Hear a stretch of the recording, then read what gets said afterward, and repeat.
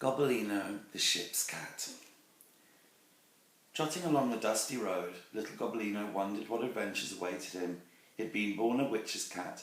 Only yesterday he had been happy to be a kitchen cat. Now he had to find another kind of life. By evening he came to a busy town. The lights in the windows winked at him like yellow friendly eyes. In 100 happy homes fires crackled and fat comfortable cats dozed under chairs. But Gobbolino belonged to nobody. And nobody belonged to Gobbolino. He jumped onto a windowsill and peeped inside. All the way round the room were dozens of large cages, and each cage sitting on a blue velvet cushion was a cat. An old man stood at the table, cutting up meat on 12 blue plates. The cats' coats were glossy, their eyes were bright, their whiskers clean. Gobbolino could hear them purring through the window. They look very content and cared for, he thought, but nobody who has so many cats can possibly want another. The next minute the door opened wide and a voice called, "Pussy, Pussy, pretty Pussy, come here." Oh, he really is calling me. The old man picked up Gobbolino and put him into an empty cage with a velvet cushion and a plate of meat. After a while, Gobbolino spoke to the cat in the next cage. "What are we all doing in cages?" "Don't you know?" she sneered. "You're a show cat now." In the morning the old man brushed and combed his cats one by one. He was a little surprised by the coloured sparks that flew from Gobbolino's coat, but he did not tell him how beautiful he was. Such fur, such a tail, such colouring, and such beautiful blue eyes. The other cats growled. "Ha! They're jealous," said the little old man as he tied a red ribbon round Gobbolino's neck. "What's all the fuss about?" Gobbolino asked the cat next door. "Don't you know?" she said scornfully. "Tomorrow is the cat show and we're all going." Long before they arrived, Gobbolino could hear the mewing of hundreds and hundreds of show cats. Big cats, little cats, black cats, white cats, tabby cats, Persian cats, fat cats, thin cats, handsome cats, ugly cats, and all the old man's cats, and Gobbolino the witch's kitten with his beautifully blue eyes. The other cats began to whisper, "Who's that odd-looking black cat? He wasn't here last year." "No, he's new, to tell you the truth." Though Gobbolino could not hear what she said, a kind of hiss went round the cages. "Gobbolino, Gobbolino, Gobbolino." The judges went past looking at the cats. After a while they brought coloured cards and pinned them onto the cats. The one next door to Gobbolino had a red card with "First Prize" written on it. The cat opposite had a blue one. The old man trotted among the cages, stroking his prize winners and promising them all kinds of good things for supper. Then the chief judge stood up to name the best cat in the show. It was Gobbolino. For a moment there was a silence, then a hissing, then a spitting, then a yowling. The angry cats yelled on till one great roar arose from every cage. "Gobbolino's a witch's cat!" Round and round the cages ran an angry murmur. "Gobbolino is a witch's cat!" At the sound of a hissing and a spitting, the judges turned pale. "Why, oh why was I born a witch's cat?" said Gobbolino, cowering in his cage. "I don't want to win prizes, I only want a home. What's going to happen now?" The old man was told to leave at once and take his cats with him. Outside he opened the door of Gobbolino's cage and dropped him into the road. "Miserable creature, be off with you. I don't ever want to see your face again." He put all the other cats into his cart, whipped the scraggy pony and galloped away in a cloud of dust. Gobbolino was not sorry to see them go. He had not really enjoyed being a show cat, and living in a cage had become very boring.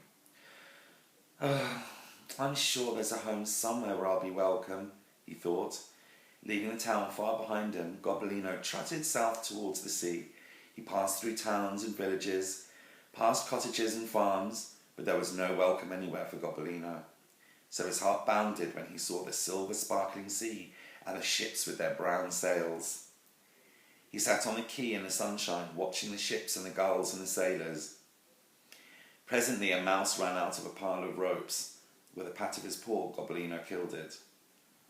"Well done," said a voice behind him. and there was a young sailor watching him with a friendly smile.